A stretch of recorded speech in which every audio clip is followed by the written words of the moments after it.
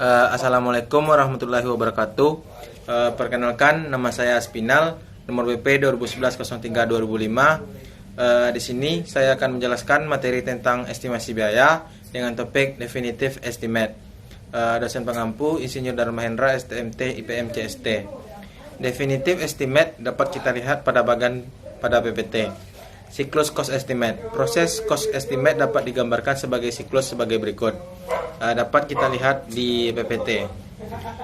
Construction Economy adalah upaya-upaya yang dilakukan baik dalam proses prakonstruksi maupun proses konstruksi dengan tujuan untuk menaikkan biaya konstruksi, termasuk juga untuk menaikkan kemungkinan terjadinya pembengkakan biaya. Ada dua versi tentang biaya konstruksi, yaitu versi pemilik bangunan atau owner, versi pelaksana bangunan atau kontraktor. Faktor kunci dan asumsi. Cost engineer yang profesional dalam membuat cost estimate mengenal dua hal penting, yaitu asumsi dan faktor kunci yang pasti.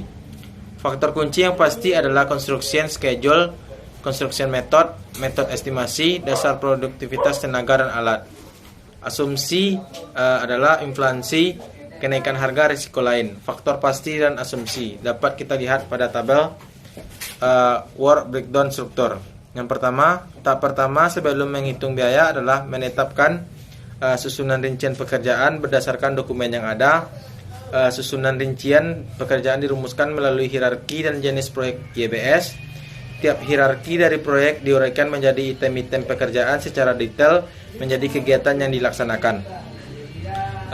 Seorang cost engineer terkadang mengambil spesialisasi tertentu atau struktur atau ME, finishing dan lain-lain.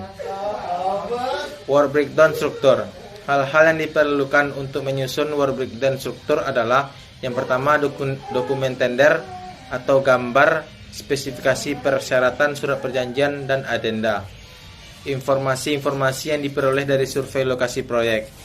Rencana metode pelaksanaan. Yang terakhir, pengalaman dan pengetahuan cost engineer untuk proyek sejenis. Struktur WBS bangunan gedung dapat kita lihat pada bagan yang di PPT. WBS kode dapat juga kita lihat pada bagan pada PPT. WBS dalam teks. WBS dalam dokumen ditampilkan dalam bentuk teks dengan diberi nama kode. Bangunan gedung 1.00 preliminaries 1.10 pengukuran 1.20 set facilities 1.30 dan seterusnya 2.00 pekerjaan tanah 210 galian tanah 220 timbunan tanah 230 dan seterusnya.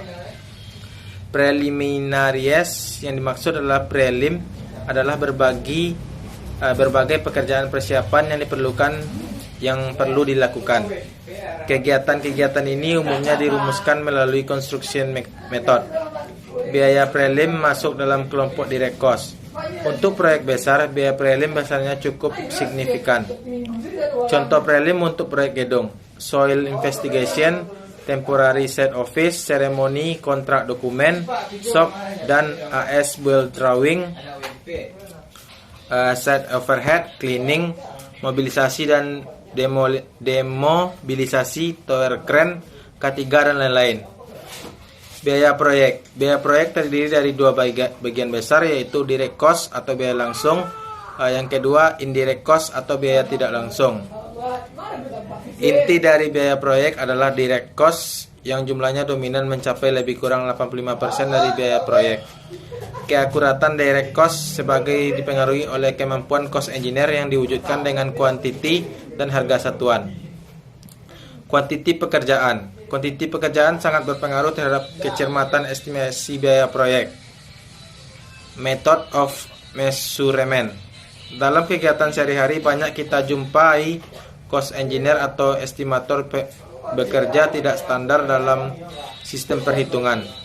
Kelemahan ini menyebabkan berbagai masalah, yaitu hasil perhitungan tidak meyakinkan, sulit melecak atau terjadi kesalahan, sulit diteruskan oleh orang-orang lain bila estimator yang bersangkutan berhalangan. Perlu mengembangkan method of measurement dengan memakai standar dari quantity surveyor atau QS. Standard method of measurement, taking off, squaring, abstracting, billing. Berikut contoh formulir dapat kita lihat pada PPT. Kesepakatan lain, volume galian dihitung dengan galian tegak. Volume beton, pada pertemuan struktur beton, kolom dihitung seluruh panjangnya, slab dikurangi dengan kolom, balok dikurangi bagian kolom dan slab. Pekerjaan atap, rumusnya itu total panjang hubungan A tambah 4E, total luas atap 2 dikali setengah H, A tambah C ditambah setengah T kali B.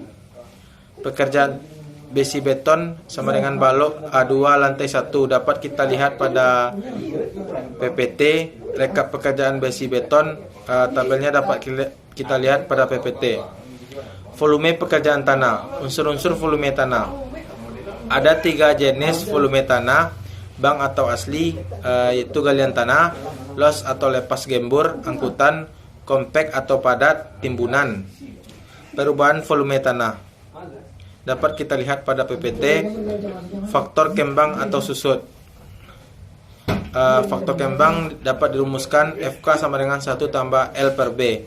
Faktor susut Fs sama dengan 1 dikurang C per B. Contoh tabel konversi volume dapat kita lihat pada PPT. Unit price. Faktor penting yang menentukan biaya setelah quantity adalah unit price.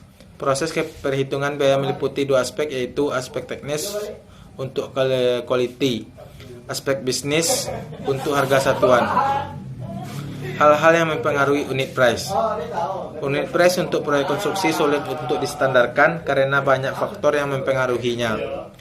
Unit price proyek konstruksi dipengaruhi antara lain sebagai berikut: time schedule proyek, construction method, produktivitas sumber daya, harga satuan dasar sumber daya.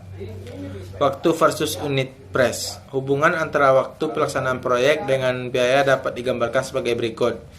Dapat kita lihat pada grafik yang ada dalam PPT. Construction method versus unit price. Hubungan antara construction method dengan biaya dapat digambarkan sebagai berikut. Contoh alternatif CM jembatan dapat kita lihat pada bagan.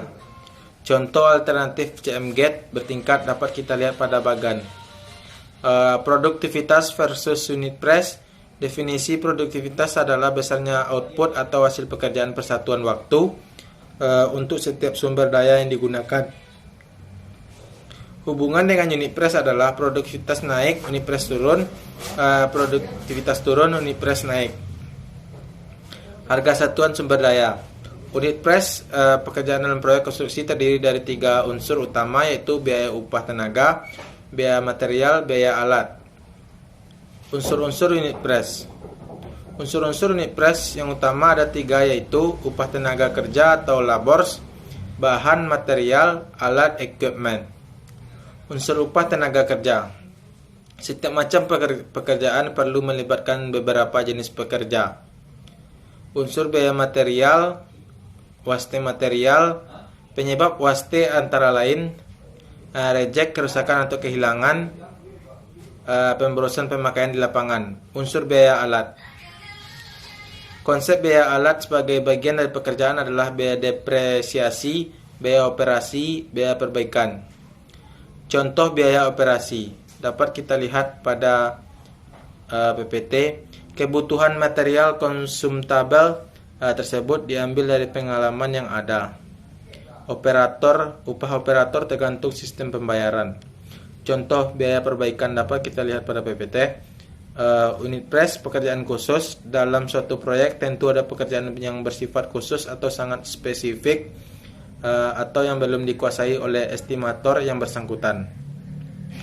Pekerjaan khusus tersebut antara lain pekerjaan M atau E, pekerjaan landscaping, pekerjaan yang bersifat seni seperti ornamen, ukir-ukiran lukisan dan lain-lain. Unit price pekerjaan khusus tersebut sebaiknya dimintakan dari ahlinya.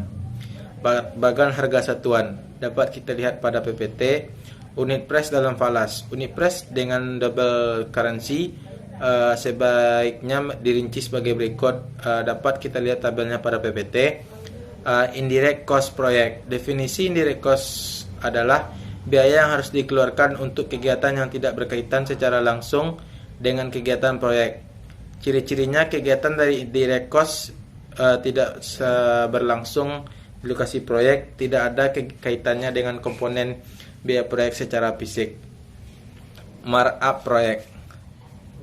Markup biasanya terdiri dari kontribusi terhadap biaya tetap organisasi atau perusahaan yang ada, cadangan untuk risiko, cadangan untuk laba. Besarnya markup sangat tergantung pada tingkat persaingan yang ada. Start bid price dapat kita lihat pada PPT, cost estimate dan bid price. Dapat kita lihat bagiannya pada PPT, unsur utama markup. Dapat kita lihat bagiannya pada PPT, kontribusi proyek. Dapat kita lihat pada PPT. Sekian presentasi dari saya. Kalau ada salah kata saya mohon maaf. Assalamualaikum warahmatullahi wabarakatuh.